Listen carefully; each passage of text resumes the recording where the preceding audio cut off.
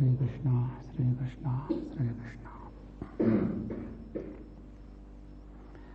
Akhanda mandalakaram vyaptam yena characharam tatpadam darshitam yena tasmai Shri Gurave Namaha. Timirandhasya jnananjanashalakaya chakshurunmilitam yena tasmai Shri Gurave Namaha.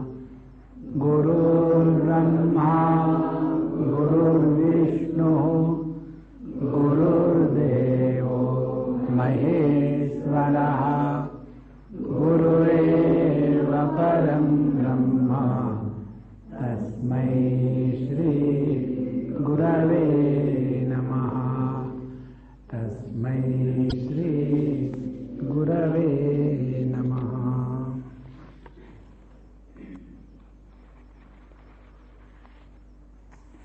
The result of Sakama Upasana and who is the doer, whether the Yajaman or the Purohit, is decided in the 46th Sutra.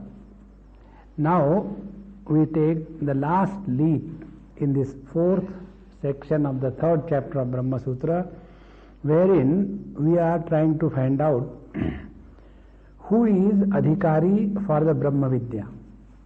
Is it only some ashrama vishesh, such as only sannyasi can get Brahma Jnana, or persons belonging to all the four ashramas can also get? This is the inquiry. Therefore, it is said in the 47th Sutra, Sahakaryantara vidhi pakshena trutiyam tadvato vidyadivat. Here, the topic is developed in Brihadaranyaka Upanishad, and it concludes that in this manner the sannyasi alone is qualified for Brahma Jnana, and thereafter we go further. So, Tadvadaha, about the sadhana for the seekers of truth, Trutiyam, the third is indicated as the sadhan. Now what is this third? And the remaining two, the first and the second, Sahakaryantara vidhi. The first and the second, they are the supporting sadhana, and the third is the supreme important. This is how Vidyadivat, this is how is instructed in the scriptures. Now from all this translation we have understood nothing.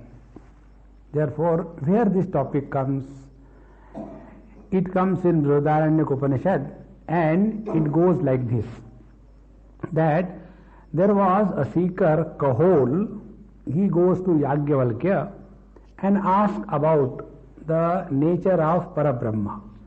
In reply to that, the teacher tells that Parabrahma is the Antaratma of everything, and then also tells that he who is beyond the Shad Urmis, the hunger, the thirst, the old age, etc., etc., and this is what is called as Paramatma, and he who knows this Paramatma, he is able to discard all the desires in his heart. He gives up all the vanity of individuality, and even he gives up his desire for the heavens, and in this manner he becomes extremely dispassionate and takes to the path of renunciation. Such a person who has thus renounced everything, for him it is said, thus having given up Putreshana, Vitteshana and Lokeshana, then it is said that Brahman, Panditya, he gets established in Panditya, thereafter Balya Bhava, and thereafter he becomes Mauni.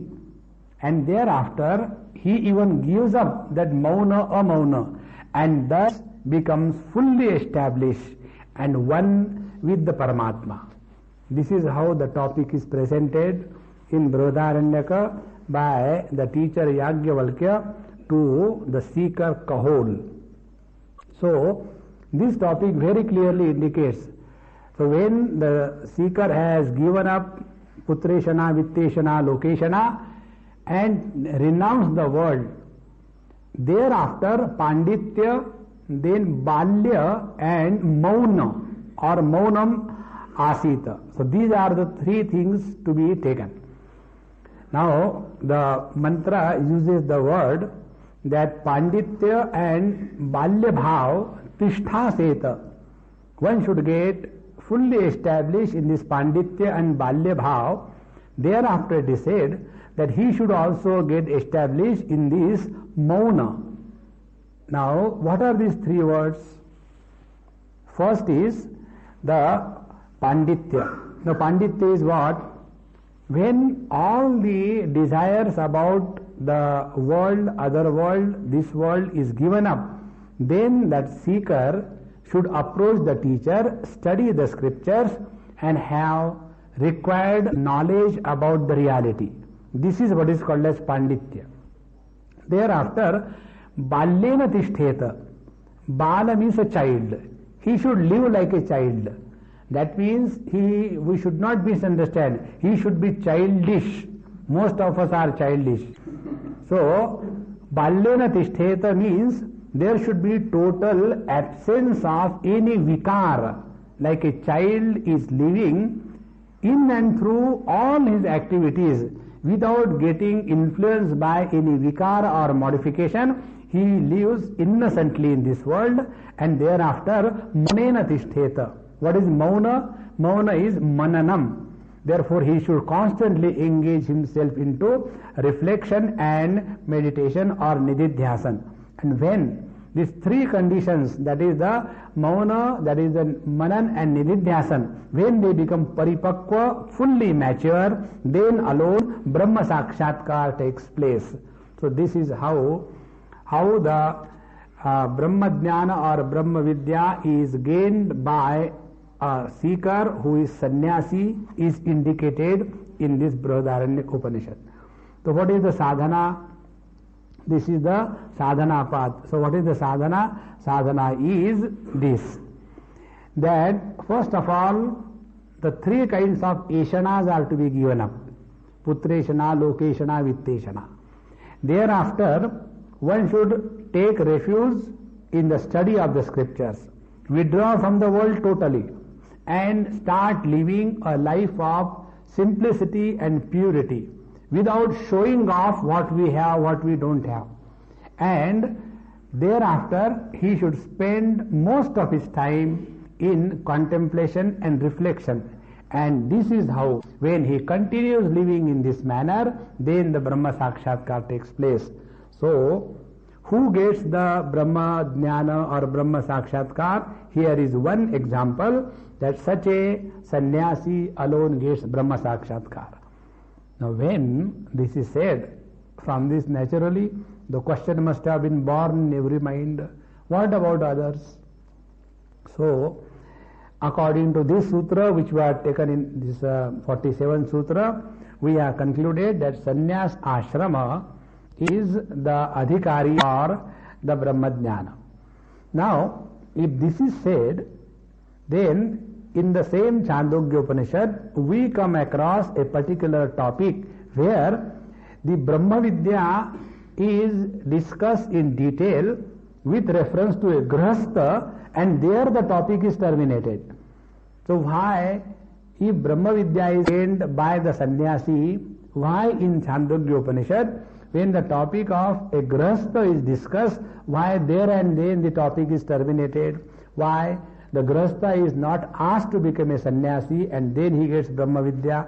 Now this particular question is answered in 48th Sutra, Krishna Bhavattu Gruhinopasamharaha, because Grihasthashram includes everything.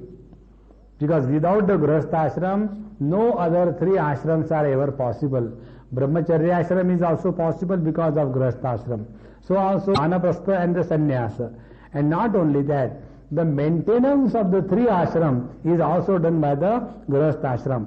And therefore, Upasamhara, this whole topic was concluded with reference to the Grihastha ashram. Now, very important thought is that although Grihastha is also qualified for the Brahma Vidya, but for him also requirement is the same. If somebody is following sannyas ashram, and if Vitteshana, Lokeshana, Putreshana is not given up, then only Kashaya Vasasa, only by changing the color, nobody becomes sannyasi. So also, if somebody is taking this excuse, like most of the Grihasthas take, they come and as if curse us. Swamiji, it is okay for you, but we are Grihasthas, therefore we are qualified for suffering. So suffer. So if we are Grihasthas, that doesn't mean that adhikara is to be reduced. And therefore it is said that even if one is a Grihasthashrami, he should very clearly understand that for the Brahma Jnana Prapti, giving up the three eshanas, removal of the modification on account of Raga Dvesha and contemplativeness is an essential requirement. Whether you are in Grihastha ashram or Sannyasa ashram, this is the meaning. Because unless we are withdrawn from the world, we will not be able to study scriptures. You all must have experience. If you are told on the regular basis, study a particular text, Panchadashi. Even if I tell you by taking God's or your or mine, anybody's vow, please, if you don't study, I will die. You say, never mind. You will not be able to do, I guarantee this. Therefore I don't say. Why should I die? For the fool's sake. So, when we will study? When we have to go and face the audience and they are waiting that Sarva Guna Sampanna Brahmachari Maharaj is coming and he is going to hosepipe the nectar of Vedanta, and therefore all the sincere seekers of truth have come together. They will have lots of hoarding and publicity, and here Brahmachari, I have not studied anything, what I am going to talk. That time immediately the mind becomes single pointed.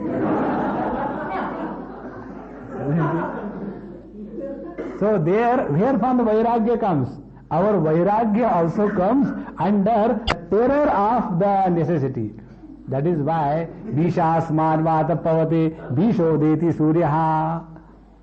Therefore, whether we are in Grihasthashram, Brahmacharyashram, Sannyasashram, that makes no difference. What is required for Brahma Vidya is we must have freedom from any longing for anything in this world. Second thing, our conduct in this world must be free from all hypocrisy. It must be pure, sincere, without any intentions associated with our conduct with anybody. It has to be pure. And then the third thing is, with the study of the scriptures, we must have a contemplative mood all through our life. And then alone the Brahma Vidya takes place, not otherwise. From others also, in the next sutra, the Brahma Vidya Adhikar is for every ashram. It is not limited only to the Sannyas ashram. This is said in the 49th sutra, where it is said, Maunavat itaresham api upadeshat. Maunavat, like the reflection or contemplation is very essential for every seeker belonging to any ashram, and therefore Everybody belonging to any ashram is qualified for this Brahmajnana. Therefore, what are the sadhana to be done? This comes in Brihadaranyaka, that the Shanta, Danta, Uparata, Titikshu, Samahita, Chittasan, then he should contemplate on the reality and thus he knows the truth. And therefore, it is very clearly established. It is not that only the sannyasis are getting Brahmajnana, but anyone who is qualified with these three sadhana. First is Panditya Tishthaseta, second is Balyena, and third is Maunena. So Panditya is the proper study of the scriptures and clear understanding about everything. Second is the Balyena Tishtheta. There has to be a simplicity and purity in our life. And the third thing is contemplativeness. So this is how the sadhana about Parabrahma Jnana is indicated. Now, this Balya Bhavena Tishtheta, which are the aspects of a child to be adopted in our life as a seeker? This is indicated in the 50th Sutra. This is very essential. Otherwise, we will start becoming childish and imagine that I am just like a child. There is a lot of difference to be a childish and to be childlike. Most of us are not able to discriminate between the two terms, whether we are childlike or childish. Therefore, in 50th Sutra, the teacher says, Anavishkurvan Anvayat. Anavishkurvan, meaning the child does not try to show off what he has or what he doesn't have. He continues to be innocently living in this world without any vanity or greatness, because Anvayat, these are the qualities which are required for the Brahmajnana. Meaning, in the child, the various qualities such as arrogance, hypocrisy, likes and dislikes, different types of vikara or modification, all these things are not seen. Therefore, these are also to be absent in the seeker, and this is what is called as Balya Bhava. Otherwise, if we say that children do not have any understanding, they eat anything, they don't bother whether they have taken bath or not, anyway straight away they go to the temple, Mummy, I like this thing, shall I eat without giving Naivedya to the Lord? In this way, Balyena Tishthet should not be mistaken. Therefore, the supporting sadhana to the earlier two, that is Panditya and Mauna, should be understood. Otherwise, we will mistake that our foolishness is taken as simplicity. Like many people have got this notion. Simple living and high thinking. Instead of the simple living, it is shabby living and stupid thinking. Therefore, the Balyena Tishthet should be taken in a creative manner. That means one should not have Raga, Dvesha, Abhimana as a child lives innocently in this world. Now, the last two sutras, they take up one thought regarding the Brahma Sakshatkar, that it is true that in every ashram, one is able to be qualified for Brahma Vidya. And the Brahma Vidya Phala, the result is the Dukkha Nivrutti and Paramatma Prapti. This is also understood. Now, the thing is, whether we get Brahma Jnana in this life or in other life. This is the topic.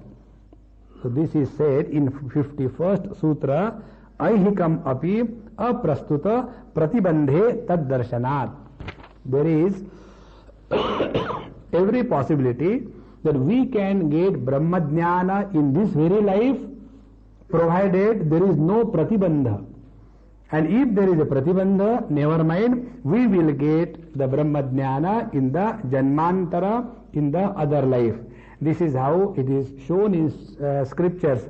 We are in Aitareya Upanishad, where it was said that Vamadeva Rishi got the Brahma Jnana while he was very much in the womb of his mother. Bhagavad Gita also says that if we have not been able to achieve Brahma Jnana in this very life, That was the question of Arjun. Therefore Bhagavan says, Nahi kalyana krut kaschit durgatim tata gacchati. Hey Arjun, if one is not able to attain emancipation, freedom, liberation in this life, never mind, in the next life, tatratam buddhi sanyogam labhate paurvadehikam yatate cha tato bhuyaha samsiddhau kurunandana. And in this manner, depending upon the pratibandha in the attainment of Brahmajnana, it is whether we get the Brahmajnana in this life or in the other life. Therefore, one thing we should be very clear, whatever sadhana we do, it will never go waste. This topic, once a person asked me this question, our mission member. His problem was, Swamiji, during childhood, I compelled my children to go to Balvihar. And they had no choice. So they went. And I was thinking that now they have become good because they go to Balvihar. There cannot be any other height of foolishness. So, because they are going to Balvihar, they have become good. And now the same child is grown up. He has crossed his teen age. Now he has entered the steel age.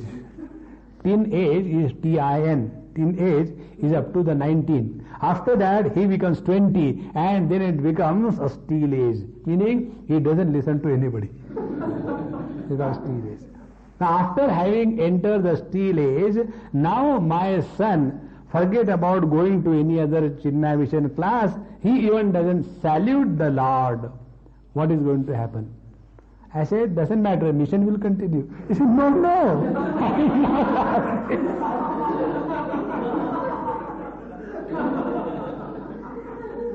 I said, our mission is not dependent on your child. So many have come and gone. He says, Swamiji, I am not interested in your mission. The truth was revealed. His interest was, what will happen to my son now? He may take to some bad company as a revolt. What will happen? So that time I told him this particular shlok. Nahi kalyana krut kaschit durgatim tata gacchati. Don't worry. Let him go in this world. He will go and without any control, fall down, get up, get kicks, get wounded, and again he will come back. And then he will stand before Swamiji's picture, Tvameva Mata Cha Pita Tvameva. This is how we are seen in this world. People go here and there. I don't believe in God. Who cares for the God? And the same person comes, Swamiji, I feel little awkward to do namaskar. One Amma told me this in Bombay.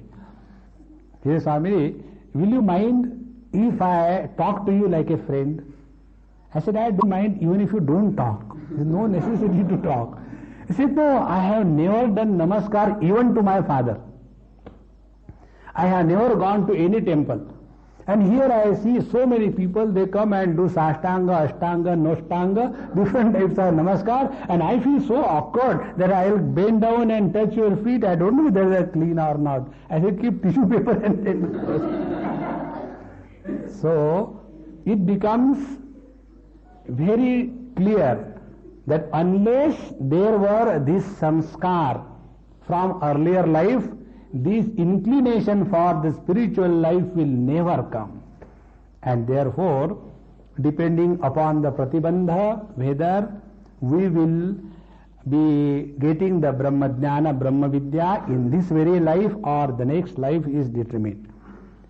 Then, the second question is, this Brahmajnana, suppose there is no pratibandha, then we get the Brahmajnana while in this mrityu loka, or we have to go into another loka? Another question. So here the teacher says, evam mukti phala aniyamaha tadvat avastha vadhrutehe tad avastha vadhrutehe. Thus by repeating, this particular chapter is closing. So mukti phala niyamaha, there is no particular niyam whether we will get liberation in mrityu lok or we will go to the Brahmalok. This topic we have already seen. If the seeker is having the desires to go and have the experience of the Brahmalok, naturally he will get liberation only after going to Brahmalok, what is called as Krama Mukti, liberation in stages. And those who do not have desire even about that, naturally it is very straight away said in our Kathopanishad, Yada sarve pramuchyante kama yesya hridhi sthitaha atha martyo amruto bhavati atra brahma samashnute. He who has freed himself from the impact of all kinds of desires, he attains oneness with the Brahman very much in this world while living. And thus this third chapter is concluded, and now we enter the final chapter of the Brahma Sutra, wherein we will be talking about the Phala Shruti. What is the Phala? What is the result of this Brahma Jnana? And is there any difference? What are the different Shruti Vakya? The liberation, how it takes place in case of an average person, in case of a Sakam Purusha, in case of a Brahma Jnani, all these topics are taken for discussion in this final chapter called as Phaladhyaya. In this manner, we are now coming toward the conclusion of this Brahma Sutras. So, the topic begins. And after we have learned from the teacher how to do upasana or study of the scriptures, is it that much is enough? Or after having completed the Sandipani course, we have to continue our sadhana? This is the question. This is our own question? Yes. So, everybody must be very attentive to listen. The teacher says, Avrittihi asatkrut upadeshat. Avritti is again and again repeating what we have studied during our course of studies. Avrittihi asatkrut. Asatkrut means many times. This is how upadesha. So whatever upadesha, the instruction we have received in the course of our study with the teacher, that is not enough. Thereafter we have to practice this Brahma Jnana as the anushtan in our life throughout the life. For this, Shruti Vakyas are quoted. Atma va are drashtavyaha, shrotavyaha, mantavyaha, nididhyasitavyaha. So, when Brihadaranyaka says that Atma va are drashtavyaha, this is the goal indicated by the teacher for the student. Oh my dear student, the purpose of our life is to discover and recognize our own essential nature. Atma va are drashtavyaha. Then what I should do? Shrotavyaha. Listen about the scriptures, about the Atma Tattva. I have finished Sandipani course. Thereafter, now mantavyaha. Don't stop there. Thereafter, every moment of our life must be spent in contemplation on this. I'll give you one example. What is the meaning of mananam or reflection? I hope I have given you earlier also. If we imagine that sadhana means we are doing Vedantic sadhana, Shravana followed by Manana. What is Manana? I am not the body, I am not the mind, I am not the intellect. Since last 38 years. Arey Baba, you are not the mind. Okay, then what you are? I don't know what I am. Then that is not Mananam. Therefore, reflection or Mananam or contemplation means every day we must get a new approach to the reality. Every day. Otherwise, if you have to take a meditation class and it is declared that the modern methods of meditation, and then there is a huge crowd. Recently I visited one Buddha center of meditation. There they were all that with the pant shirt, most of them Westerners. So when I was going, they asked, are you a Hindu? I said, yes, I am a Hindu. Hindu means what? In Marathi, the word Hindu means the one who moves around. And that is true. Sannyasi is supposed to move around, he should not stay in one place. So I said, yes, I am Hindu. What are you doing? I am nothing, I am just moving around. I said, then what you do? We do this. And they showed me one thick pillow, round like we have seen vada. You imagine this size of vada, round one. So he said, we do this. I said, what you do this? I don't understand. You sleep? Because with that pillow you can only sleep. He said, no, we do meditation. I said, what is this pillow meditation? Is it the latest design or what? Then he said, no, you don't know a thing. And then they showed that he sat like namaz and put that thick pillow below him and then sitting there, this is how we do meditation. So, okay, you sit there. What do? We do nothing. When the teacher says, ab bahut ho gaya, we get up and pack up everything, and then all the business begins. We have nice food, we have little drinks, we little smoke, and this is our weekend spiritual. So I told him, it is weekend or weekend. Therefore, when we imagine that I am now going to do meditation, and we go to the seat of meditation, and every day the same problem, ab kya karu? Now what should I do? If this block comes, we are not really contemplating on what we have studied. That is why it is said, asatkrut upadeshat. Asatkrut many times. Upadeshat, whatever we have heard from the teacher, avrittihi, it has to be continued. Therefore, atma va are drashtavyaha, shrotavyaha, mantavyaha. And when our majority of the time is, we will be able to go somewhere near the reality. And therefore, we should not be satisfied in our spiritual sadhana. This is very important topic. This comes in the lives of many seekers. This is called as Tushni Bhav. Tushni Bhav is, now enough, I have studied sufficiently last 2 years. I have studied so much, now I have decided not to read even newspaper.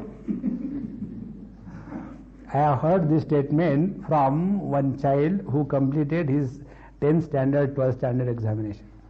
I said, hey, get a newspaper. Swamiji, you ask me anything, I have decided not to touch anything which is printed. I said, what kind of vow you have taken? Yes, Swamiji, you don't know. I am so fed up. Continuously study. I have decided not to touch. We have also done the same thing for last 2 years. Hereafter, only we will have picnics, spiritual picnics. Don't get lost in these gimmicks in life. Otherwise, the spirituality becomes secondary and all the other things become primary. Therefore, Atma va are drashtavya, shrotavya, mantavya and nididhyasitavya. How do we know whether we are progressing spiritually or not? Another statement from Mundakopanishad tells us, Jnana prasadena vishuddha sattvaha tatastutam pashyate nishkalam dhyayamanaha. Jnana prasadena. In Kathopanishad the word is dhatu prasadat. If we are regularly studying, reflecting and meditating, the result will be mind will remain naturally quiet and equipoised. And if the mind remains naturally quiet and equipoised, then alone tam pashyate nishkalam dhyayamanaha, then that nishkala paramatma tattva can be comprehended. Similarly, in Mundak again it is said, upasate purusham ye yakamaha te shukrametat ativartanti dhiraha. Those who are thus again and again contemplating on supreme reality, they alone go beyond the limitations of the gross body, etc.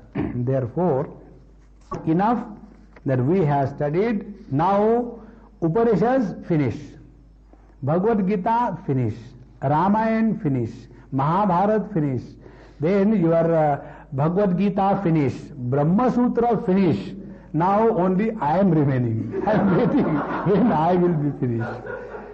Therefore, please remember, do not take one single isolated holiday in your life as regards your spiritual sadhana is concerned. This I am not telling out of imagination. People come to our Siddhavadi during this camp. These camps are nothing but Kumbh Mela. Kumbh Mela means Mela of the Kumbhakarnas. Why Kumbhakarnas? Because they come here in the Kumbha and sleep. Therefore, here they will be so much inspired. Oh, God, God everywhere, God there, God here, God, God everywhere, and so much of excitement and so much of spirituality. And after they go back, they take the revenge of getting up in the morning. Till the next camp, they never get up. That is not spirituality, it is hysteria. Therefore, no single day is wasted or compromised as regards our individual sadhana is concerned. And this is also said in different way in the second sutra, Lingacha. Also in the Smriti, the same thing is said. Bhagavad Gita tells us, Tasma sarveshu kaleshu ma manusmara. Bhagavan very clearly tells, let there be no time in your life when you have forgotten me. As a result of this, what will happen? The same 8th chapter tells, Paramam Purusham Divyam Yati Parthanu Chintayan. So also, again, Bhagavan says, Ananya Cheta Satatam Yo Mam Smarati Nityashaha Tasyaham Sulabha Partha Nityayuktasya Yoginaha. Yaha Ananya Cheta Mam Nityashaha Smarati. He who with single pointed attention regularly without any breeze remembers me again and again, to him alone I am Sulabha, I am easily available. Therefore, in Bhakti Shastra also, Maya Veshya Mano Yemam Nityayukta Upasate. And in this manner, there is no chance given to our mind to find out why we should give up our sadhana. In one place, I read one very beautiful statement. In some place, when I read, I could not keep myself, I laughed. And there was one wise, Swamiji, why do you laugh?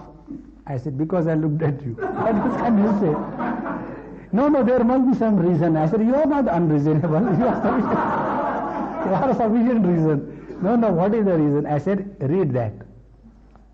And the write-up was, there is no excuse for laziness.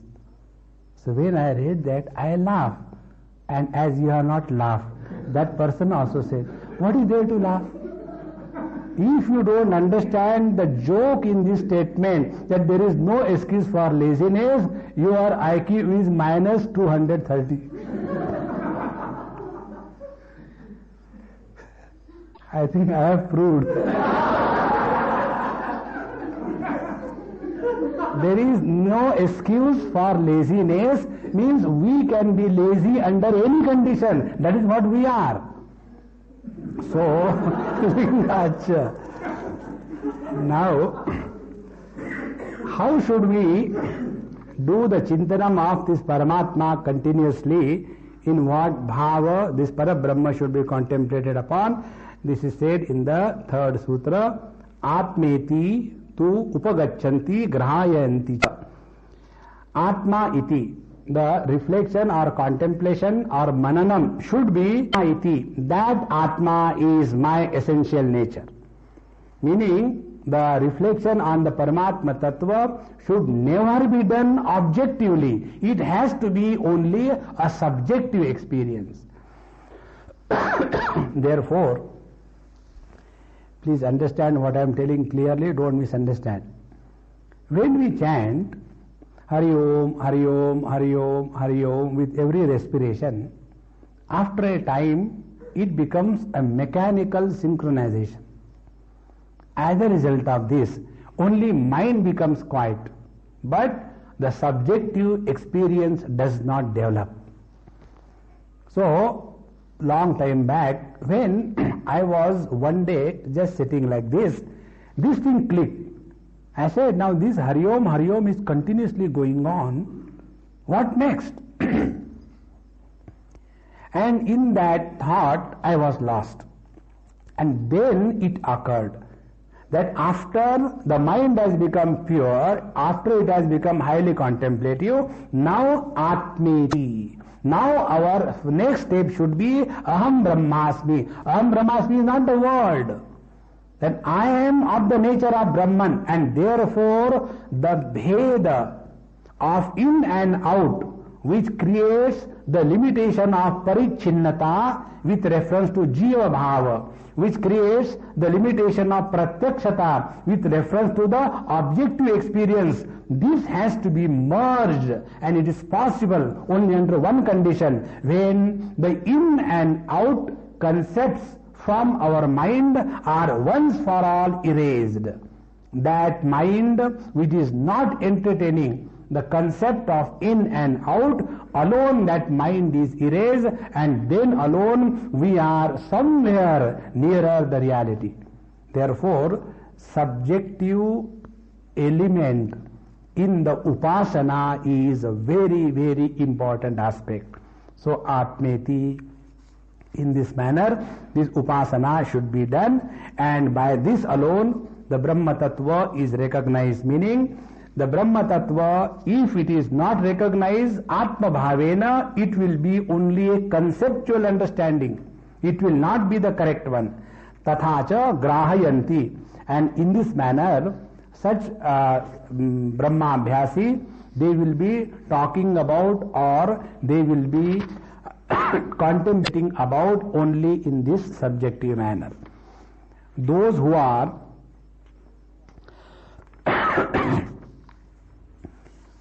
subjective in their expressions and those who are objective in their expressions, there is a lot of difference in the manner in which the knowledge is communicated. We can very distinctly understand whether somebody is talking to us from the objective conceptual understanding, or somebody is talking to us from the subjective experience about the reality.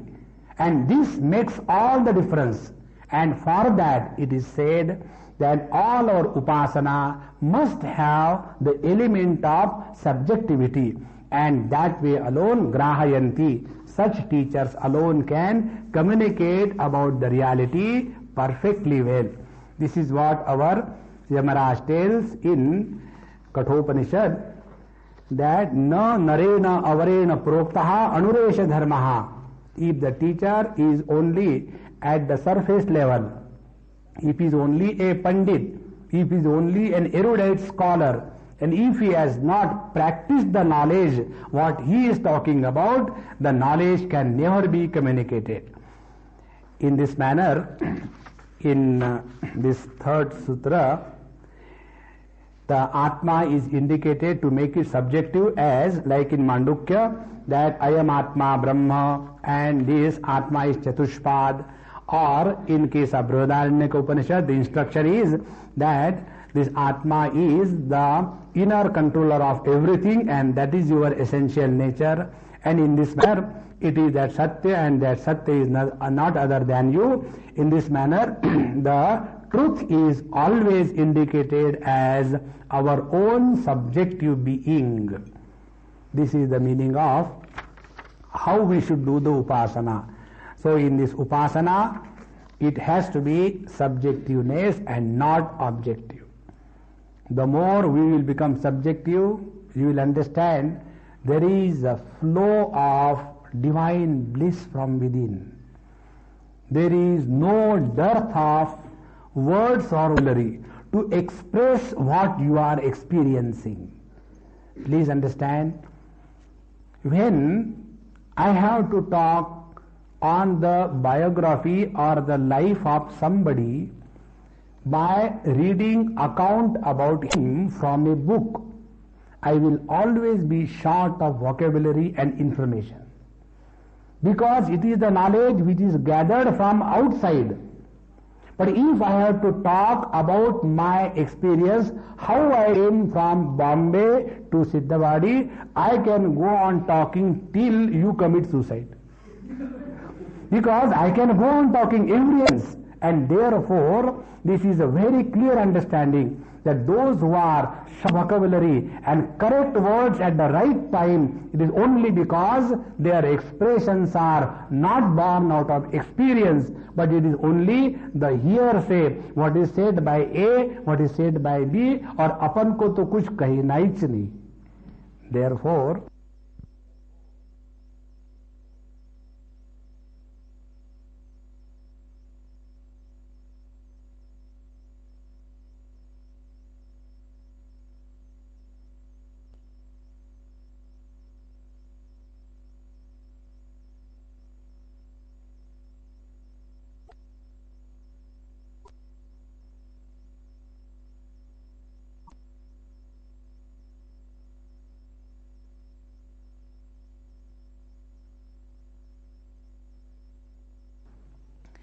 now, should this subjectivity be also applied when we do the upasana of a particular pratika? Like we are doing the upasana of our Lord Shiva. That time, or we are told that Paramatma is in the sun, etc. Should that time the Atma Bhav subjectivity be brought? This is the question, and answered in the fourth sutra, na pratike nahi saha. One should not have Atma Bhav with reference to the idol or the pratika which we are doing our upasana with. Because, as it is said again in Chandogya, that the mind is the Brahman, in this way you should do the upasana, or Akasha Brahma, in this way you should do the upasana, or Aditya, the sun is the Brahman, in this way we should do the upasana. In this is called as Pratikopasana, where we take some alambana, some support, and there we do the upasana. Now, this alambana which we have taken, that is not our antaratma. And therefore, in case of this pratika upasana, it is only the bhavana. Please understand this point. When we are practicing subjective contemplation, and when we are practicing upasana with reference to the external alamban, the process which goes on is totally different. In case of the objective pratika upasana, what we are doing is we are training our mind that by our choice the mind is able to hold on to the same particular form for the required period of time. Such a trained mind is thereafter made subjective, and then that subjectivity becomes very perfect. And therefore, in case of pratika upasana, it should not be done aham bhavagrahena. Therefore, this pratika is not the antaratma of the sadhaka, and therefore it has to be done with the bheda or the other way. What is this pratika upasana? Very important point. The seeker develops a very strong anchor to hang on to. What is required when we are failing in our life, when darkness is all around, when our Atma Bal is not able to be awakened, that time what really helps us is this pratika upasana. And therefore, in case of our pratika upasana, there should not be Atma Bhava, it has to be maintained as Veda Buddhi. And as a result of this, that Ananta Koti Brahmanda Nayak Paramatma, he comes in our life as someone other than us and guides us on the spiritual path in a proper manner. And therefore, the Falashruti of Pratika Upasana and the Falashruti of Aham Brahmasmi is totally different, and it has a purpose of its own for the same seeker at different stages of his evolution. Now, one more thought is taken for discussion, that we should do Brahma Bhava in the Pratika, or we should do Pratika Bhava in the Brahman. This is the topic. So it is said, Brahma Drishtihi Utkarshat. We should be very clear about the principle of Upasana. What is the Upasana principle? In the Nikrushta Vastu, Utkrishta is imagined. That is what is called Upasana. So we take a Shaligram, Nikrushta Vastu, and in that Shaligram we do the Bhavana of Bhagwan Vishnu. It should not be done the other way around. We go and we stand before the Lord and say, in this Lord there is a stone. This kind of Upasana should not be done. So we take one erica nut or some haldi, and in that we say that Asmin Haridra Bimbe Sri Vigneshwaram Dhayami. We should not go before the Lord Ganesha, Asmin Bimbe Haridra Bimbam Dhayami. No. Therefore, Brahma Drishti is Utkrushta Drishti, and that is why we have to get the Brahma and not the Murti. Therefore, the Upasana should have a proper purpose achieved. Now, further it is said, along with the karma, whatever mantras etc. are chanted, about this another topic is taken, that Adityadi Mat Tayaschangaha Upapatte. Adityadi Matayaha. In case of the Karma Kanda, when we are told that you do the Upasana of Aditya, and therefore we go on doing the various kind of Upasana. So, about this Upasana, should we do the Upasana of Lord Sun, Atma Bhavena, or like the Pratika Upasana, or yet in the third? Now here the teacher tells, if we do the Upasana of the Aditya, the Surya, Atma Bhavena, we will not get the benefit of the Abhyudaya, the material prosperity. And therefore, when we are doing the Upasana for getting the material prosperity by worshipping the Lord Sun, at that time we should not have Atma Buddhi in the Lord Sun, because as is our Bhavana, so is the result of our Upasana. And therefore, depending upon what we want, and the Upasana is decided. Now, hereafter, very simple topic is taken for discussion, but this makes a very big issue for many seekers. Now, the topic is, when we are doing Upasana, puja, meditation, contemplation, etc., should we do it while walking here and there, or should we sit in one place and do? Basic question. So the teacher very clearly says, Asinaha Sambhavat. Please remember this. Many times we befool ourselves. I told you long back, in Kathmandu this happened. There was one person who came from some other place. I was with Swamiji that time, and I was taking Kathopanishad. And Swamiji was taking in the evening 15th chapter, and in this manner morning class is to come. So he asked me one day one question. He said, I am afraid to talk to Swamiji, such silly question, therefore I am asking you. I did not laugh. Because he did not know that he has cut a joke. So I should waste my laughter. So he asked this question, okay, you ask, what is your silly question? He said, when I get up from my sleep, I am able to do meditation when I am under the quilt in Shavasana. And this I have been doing for many years. So is it okay? So this was not the question. This was a demand of approval. So here is very clear understanding. Asinaha Sambhavat. Upasana should always be done by only a sitting posture and not by any other method. What is the reason? Because in any other posture, lots of vigna will come.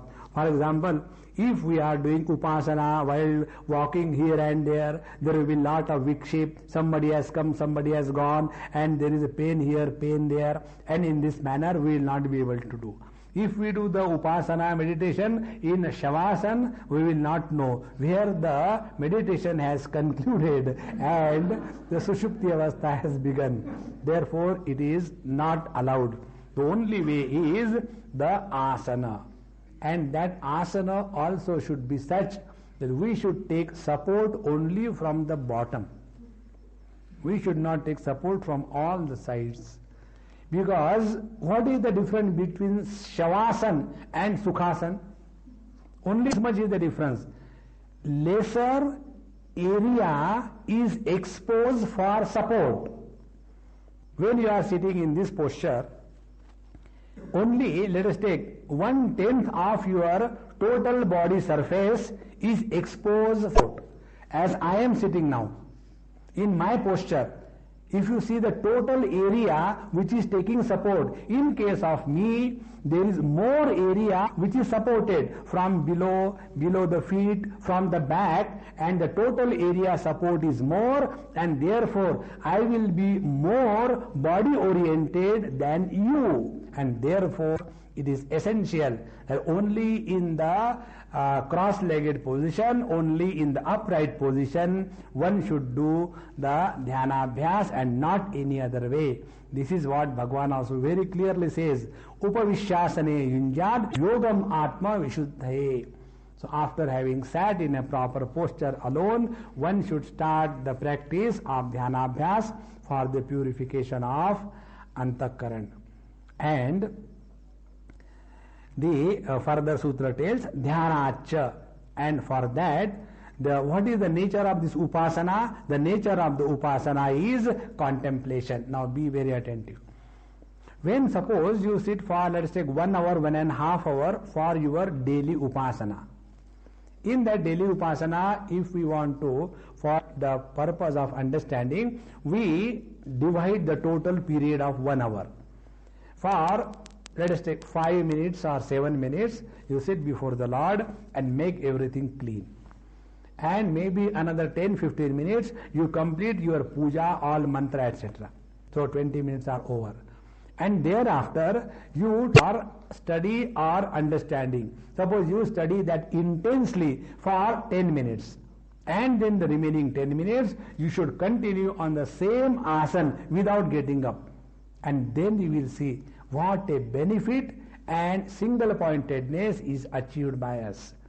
And as we progress in our spiritual path, we become more and more subtle. You will see the moment you sit in a cross-legged position without any effort, the body becomes totally standstill and the total body is relaxed, and you can clearly experience that the mind has given up its hold on the body, and thereafter the mind is totally free, and we are able to experience that whatever experience is taking, it is taking place in the mind, and the mind is not limited within the body, but the body is inside the mind.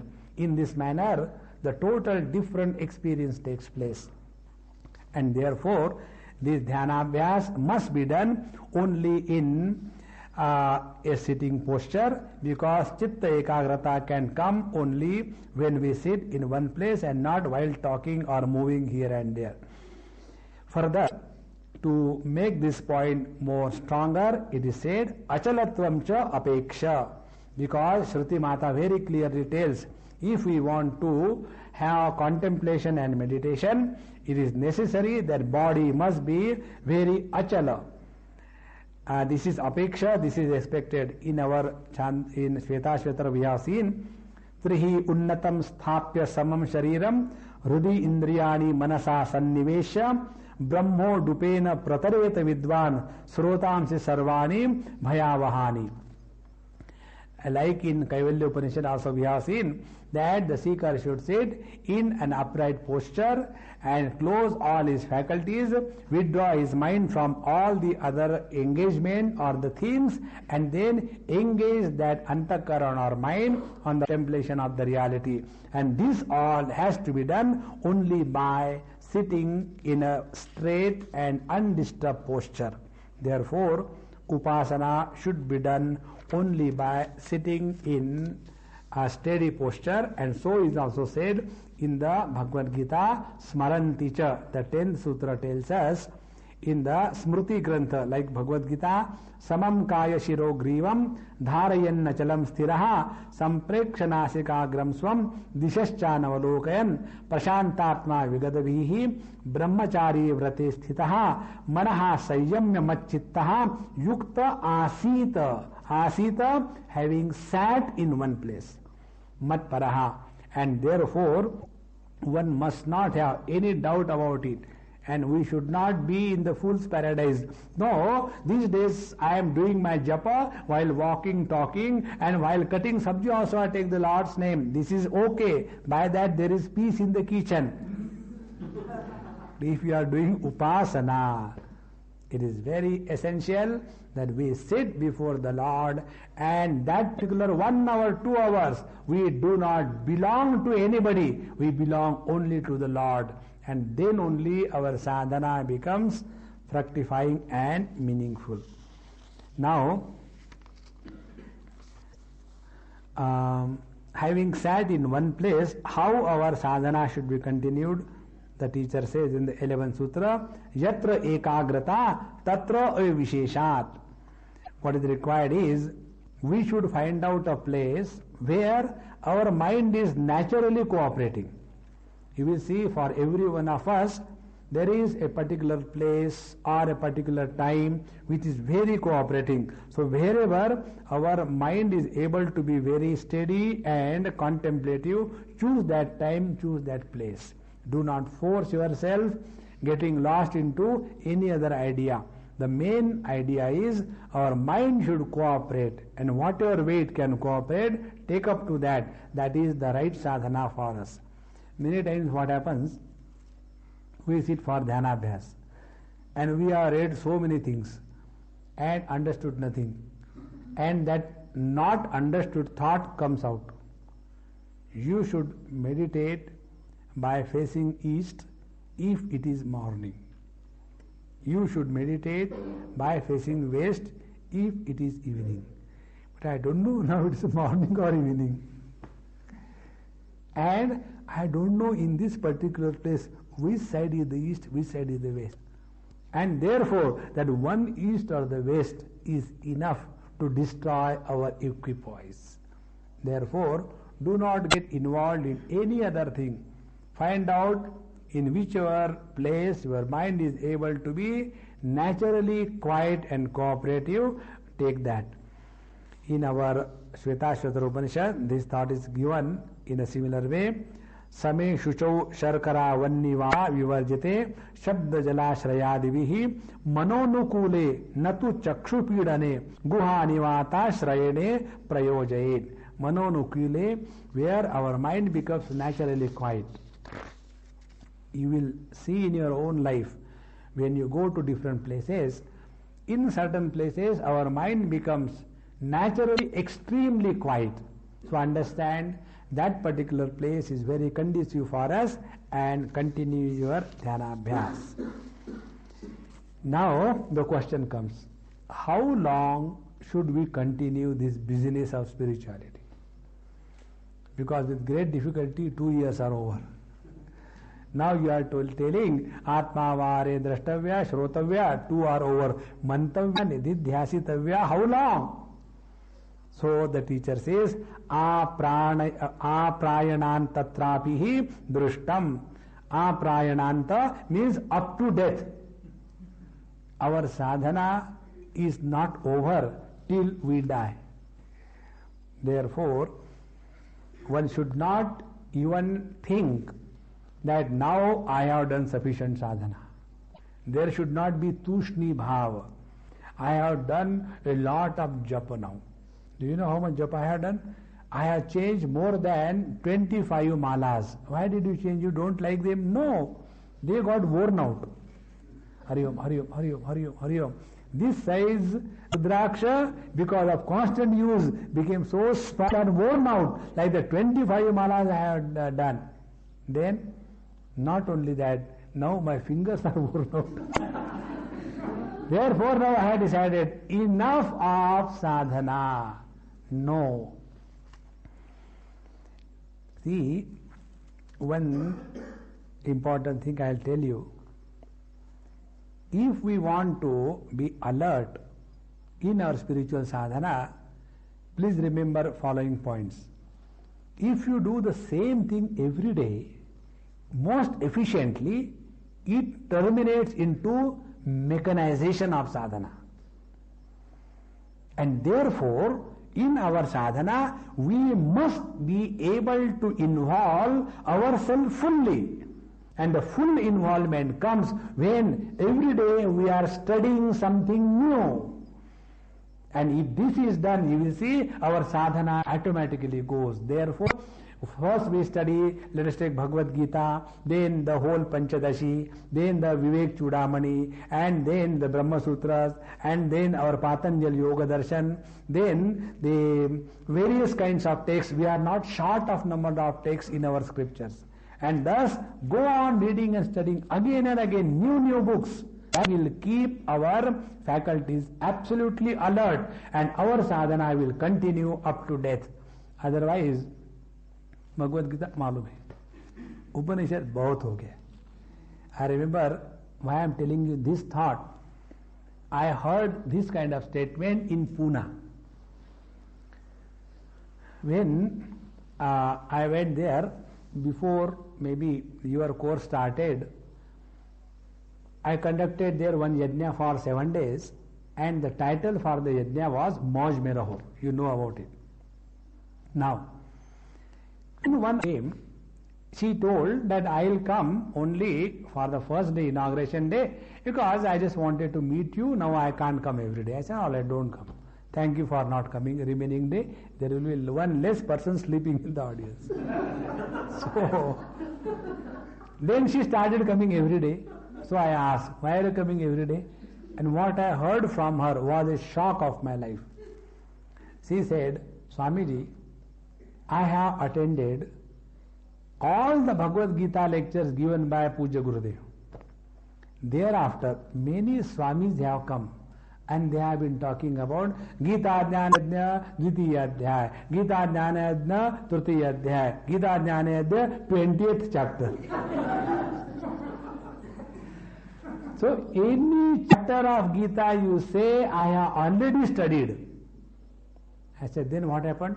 And therefore, whenever there is any Gita Jnana Yajna, when the teacher starts telling, now repeat after me, Dharma Kshetre, Kuru Kshetre, before the teacher talks, I know everything. And the result is, I am not able to get interest and full involvement in the study of the scriptures. Why this happens? Only because we are not involved fully, because we are taken for granted. Bhagavad Gita I know, Upanishad I know. Swamiji, why don't you take something new? Now these kind of statements very clearly tell that if we repeat something again and again, only a mechanical process is set in, and spiritual sadhana is not mechanization of our mind, but it is inspiration. Every moment a new approach to the reality must be developed, and that is why it is said here in this 19th sutra, in the 12th sutra, that this sadhana we have to do about our meditation, etc., aprayanata, up to death. And this is how it is said also in the Shruti, in Chandogya Upanishad. Prajapati tells, Sa khalvevam vartayan yavad ayusham brahmalokam abhisampadhyate. When the student asks there, the teacher, Prajapati, how long should I continue this sadhana? So the teacher says, you continue till you are dead and till you achieve oneness with the Brahman. Meaning, there is no way to stop or suspend. Last 20 years I have done sadhana, enough of it. No. It has to continue throughout our life. In Prashnopanishad also, similar question is asked, wherein the Satyakam asks that if somebody has done Omkar Upasana up to the last moment of his life, where does he go? Doing Omkar Upasana till the last moment of life is an accepted fact. In reply to this, the teacher tells, if he does Upasana of one matra, if he does Upasana of two matras, he gets the benefits of this world or other world. And if he does Upasana with all the three matras, then he discovers the Paramatma Tattva in his own heart, and thus he goes to the Brahmalok, and from there he is liberated. Just like the snake discards his skin, in the same manner this Purusha is liberated. And therefore the conclusion for us in this particular context is that till the last moment of our life there is no breach in our sadhana. There should not be any misunderstanding that sadhana is enough. Up to the last moment we must continue. And on the basis of this only, in the 6th chapter Bhagavan says that Yoga Bhrashta Purusha Suchinam Shrimatam Gehe Yoga Bhrashto Vijayate Athava Yoginam Eva Kule Bhavati Dhimatam. Who is this Yoga Bhrashta? Who was continuing his sadhana till the last moment of his life, and when he dropped that particular body, he continued his sadhana in the next body from where he has left. And therefore there is no choice that should be left to us whether we should do sadhana or stop anywhere. So up to here regarding Upasana and all other things we have discussed. Now the another topic is taken for discussion, that the one who is able to get this Brahma Jnana or Paramatma Prapti, whether he gets this Brahma Jnana, whenever he gets the Brahma Jnana, what happens to his karma? Actually this question is not required to be taken so seriously, but why this is taken seriously? Because our mind is still hanging around karma. Therefore the teacher tells what happens to the Papa karma and the Punya karma of a Brahmanishta Purush. This is the question. So tad avigame uttara purva agayoho shlesha vinasho tad vyapadeshat. It is tad adhigame. When one discovers his identity with the Parabrahma Paramatma, tad adhigame, then uttara purva agayoho. Uttara is the agami and purva sanchita. Of these two papas, they are ashlesha vinasho. The agami karma phala will not touch the Brahmajnani, and the sanchita karma phala will be nasha, will be destroyed. Tad vyapadeshat. This is how the scriptures have already declared. In Chandogya it comes, yatha pushkara palasha apo na shlishyantaha evam evam viti papam karma na lipyate. So he who has known his essential nature while living in this world, meaning he who is the Jivan Mukta Purusha, for him the agami karma, meaning after the dawn of knowledge, whatever he is living in this world for the sake of loka sangraha, for benefit of this world, in his action there is every likelihood that maybe some commissions and omissions may come up. But as a result of these commissions and omissions, whatever Papa Punya is created, that will not have any influence on this Jnani Purusha. What about the Sanchita Karma? That Sanchita Karma will be burnt away by the dawn of this knowledge. And in this manner, the Agami and the Sanchita Karma is taken care of. Now, the second question is, that person who has attained oneness with the Paramatma while living, what happens to his Punya Karma?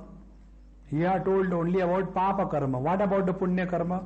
The teacher says, you only have funny notion about papa and punya karma. Karma is karma, punya or papa. Both of them create equal same problem.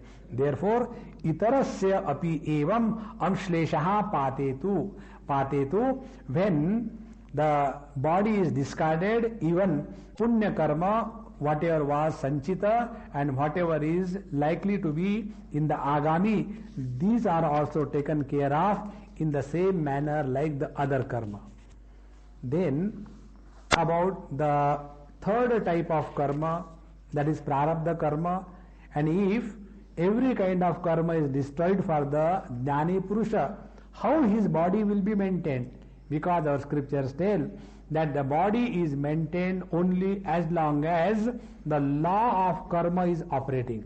But in case of Jnani Purush, Sanchita karma is destroyed, Agami karma cannot touch him, then how the body will be maintained? And for this, the teacher says, Anarabdhakare evatu purve tad avadhehe. Anarabdhakare, all those karma which have not started yielding their results, such prarabdha karma which are still dormant, they will start operating in that body, and till those prarabdha karmas are, the body will be taken care of by the prarabdha karma.